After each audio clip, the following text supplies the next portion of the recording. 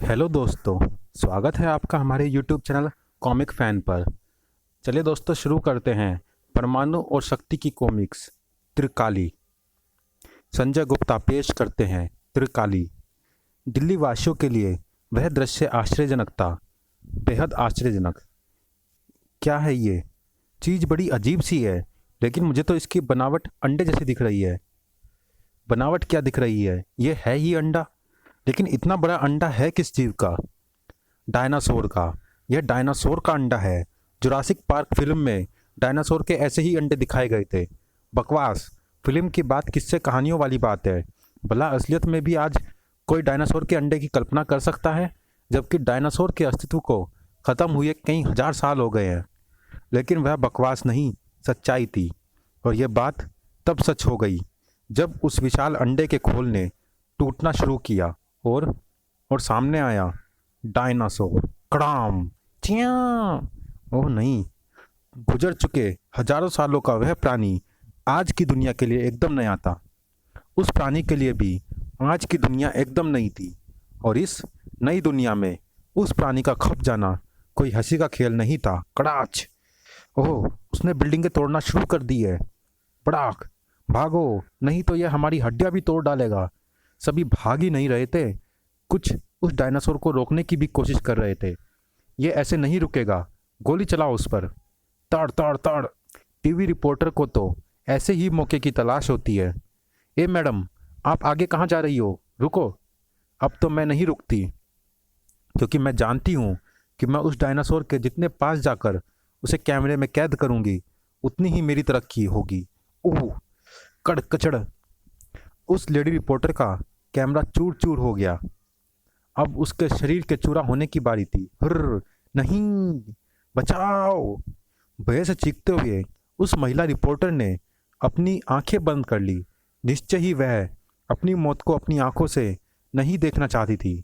लेकिन साए, जब उस महिला रिपोर्टर की आंखें खुली तो उसने जिंदगी को अपनी आंखों के सामने देखा। मैं बच गई, लेकिन मैं तो डायनासोर के ठीक जबड़े के नीचे थी। वहां से किसने बचाया मुझे? निर्भय हो जाओ, जवाब में गूंजी थी वह आवाज़, जिसे सुनने के बाद हर लाचार नारी यह समझ जाती है कि उसके सामने खड़ी है शक्ति। शक्ति, तुम सुरक्षित हो, लेकिन यह सुरक्षित नहीं रहने वाला। क्या मुसीबत है ये? क्या ये वाकई में डायनासोर ही है, या फिर किसी की कोई रोबोटिक कृति? नहीं, ये असली डायनासोर ही है। लेकिन हजारों साल पहले का ये खतरनाक प्राणी यहाँ कैसे आ गया?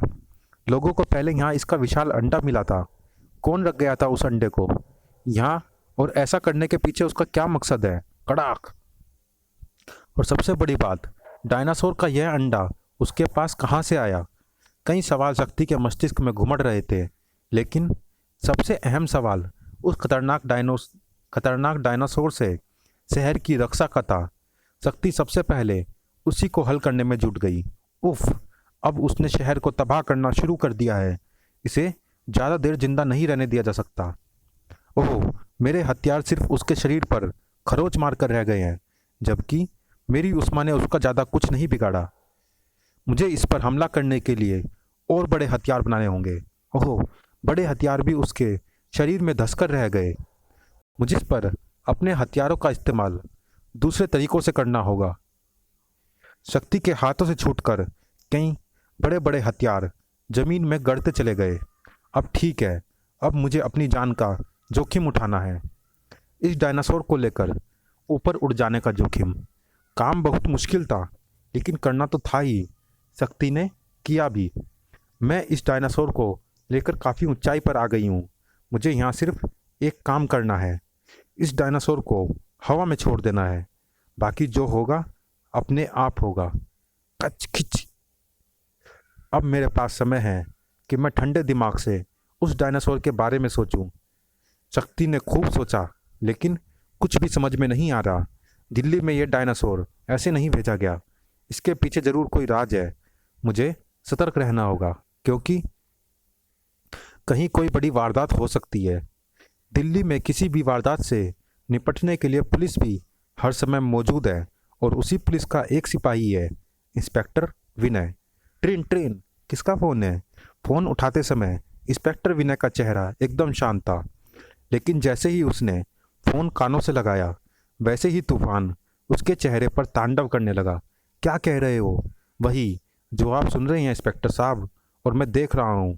ओके, मैं अभी पुलिस फोर्स के साथ वहाँ पहुँचता हूँ। पुलिस पार्टी के साथ इंस्पेक्टर विनय को घटनास्थल पर पहुँचने में देर नहीं लगी। ए, कौन हो तुम? बंद करो यह सब, नहीं तो गोलियों से भून दिए जाओगे। चेतावनी सुनकर वह इंस्पेक्टर विनय की तरफ पलटा जरूर, लेकिन वह बंद नहीं किया जो वो कर रहा था। उस पर हमारी चेतावनी का कोई असर नहीं हुआ है। भ्रूम! फायर करो! सैकड़ों गोलियां उसके शरीर में घुस गई, लेकिन ओह नो, गोलियां तो उसके शरीर का ही हिस्सा बनकर रह गई। उसका वार तो आंखों को और भी ज़्यादा फाड़ देने वाला था। ओह नहीं, उसकी उंगलियों से निकलने वाली किरणों ने हम सभी के हथियारों को छोटे छोटे चमकीले कणों में बदल दिया। ओह ओह, इस बार के इस बार के उसके हमले से इंस्पेक्टर विनय तो बच गया, लेकिन कई सिपाही बच नहीं पाए। ओह, उसकी किरणों में फंसकर सभी सिपाही जलबिन मछली की भांति छटपटा रहे हैं। उन्हें बचाना होगा, और यह काम इंस्पेक्टर विनय नहीं, परमाणु करेगा। परमाणु ने सिपाहियों की जान बचाने का वह काम तो किया, लेकिन ऐसा करके परमाणु ने अपनी जान दांव पर लगा दी। अब वह मुझ पर हमला कर रहा है, और ये अच्छा ही है। कम से कम इस तरह लोगों को तो उसके प्रकोप से छुटकारा मिलेगा। लेकिन मुझे बेहद सावधान रहने की ज़रूरत है, इसका निशाना बनने से बचने के लिए भी, और इसे अपना निशाना बनाने के लिए भी। इसी तरह के कई वारों से मैं इसे चित कर डालूंगा। आहा! इस वार के साथ ही परमाणु का सारा अस्तित्व कांप कर रह गया, और अगर परमाणु जल्दी ही संभल ना गया होता तो उसका अस्तित्व कायम ही ना रहता। उफ! इसने मुझ पर अपनी किरणों की बारिश कर दी, और ये किरणें इतनी खतरनाक होगी, ये तो मैंने सपने में भी नहीं सोच सकता। बहुत ही कमाल की पावर्स है इसमें, मुझे भी इसका जवाब देना होगा अपनी पावर्स से। वह अपनी छाती पर लगे बटनों को छेड़ रहा है। ये वह क्या कर रहा है? ओह, मेरी परमाणु रस्सियाँ राख बनकर उसके शरीर से गिर गई। ओह, उसने तो मेरे परमाणु छल्लों की भी काट तैयार कर ली। कमाल की पावर्स है उसके पास। उसके पास ऐसी पावर्स कहाँ से आई? मुझे इसके बारे में प्रोबोट से पूछना होगा। पूछने की ज़रूरत नहीं है परमाणु, मैंने इसकी पावर्स को एनालाइज करना शुरू कर दिया है। उसके बाद हो सकता है मैं इसकी कोई काट भी बना लूँ। थैंक यू प्रोबोट, जल्दी करना यह काम, क्योंकि मेरी समझ में तो नहीं आ रहा कि इससे कैसे निपटा जाए। ओह, ये क्या? यह वातावरण में किरणें क्यों फैला रहा है? ओह, समझा। इसने जो किरणें वातावरण में फैलाई हैं वे शक्तिशाली मैग्नेट तरंगे हैं, इतनी शक्तिशाली कि वे किसी भी यांत्रिक प्रणाली के साथ साथ मनुष्य के शरीर को भी जाम कर सकती है, और वे तरंगे ऐसा कर भी रही हैं। मुझे मेरा शरीर और मेरा सिस्टम जाम होता प्रतीत हो रहा है, और शायद यही वो चाहता है, क्योंकि इस तरह हिलडुल नहीं पाऊंगा मैं, और आसानी से उसका शिकार बन जाऊंगा। लेकिन मुझे ऐसा नहीं होने देना, और उसके लिए मुझे तुरंत ही खुद को इस मैग्नेट तरंगों से भरे वातावरण से दूर ले जाना होगा। उफ! बचने की बहुत बहुत कोशिश की परमाणु ने, लेकिन बच नहीं पाया। उफ! मैग्नेट तरंगे मुझे बेकार कर चुकी हैं। अब ना तो मैं अपनी बेल्ट की किसी पावर का इस्तेमाल कर सकता हूँ, और ना ही हिल डुल सकता हूँ, जबकि मेरा दुश्मन जो चाहे कर सकता है। ओह, उसने मुझ पर अपनी विध्वंसक किरणें छोड़ दी है। वे कुछ ही क्षणों में मुझ तक पहुंचकर मुझे राख कर देंगी, और ऐसा हो ही जाएगा, क्योंकि मेरी ऐसी हालत है कि मैं बचने के लिए हिलडुल भी नहीं सकता। अरे, ये तो मैं हिल पा रहा हूँ। मुझे तुरंत ही छोटा होकर खुद को बचाना होगा। बच गया। लेकिन ये समझ नहीं आया कि वातावरण में फैली मैग्नेट तरंगों का प्रभाव अचानक अपने आप खत्म कैसे हो गया। वह चुंबकीय प्रभाव अपने आप नहीं, बल्कि मेरी ऊष्मा की अत्यधिक ताप से खत्म हुआ है। शक्ति! ओह, थैंक यू शक्ति, तुम सही समय पर मुझे बचाने पहुंची। तुम्हें भी, और इस शहर को भी, और इसके लिए इसे समाप्त करना होगा। ओह, मेरी भीषण ऊष्मा ने उसका कुछ नहीं बिगाड़ा, और आगे बिगाड़ भी नहीं पाएगी, क्योंकि उसने इतनी देर में अपने आप को तुम्हारी ऊर्जा से बचने के लिए प्रोग्राम कर लिया है। ऐसा है तो उसे ख़त्म करने के लिए मेरे पास सैकड़ों घातक हथियार है। Good, very good. तुमने बहुत तेज़ी से उस पर अपने हथियार फेंके हैं शक्ति। मुझे उम्मीद नहीं कि अब वह तुम्हारे हथियारों से बच जाएगा, क्योंकि इतनी जल्दी वह अपने आप को तुम्हारे हथियारों से बचने के लिए प्रोग्राम नहीं कर पाएगा।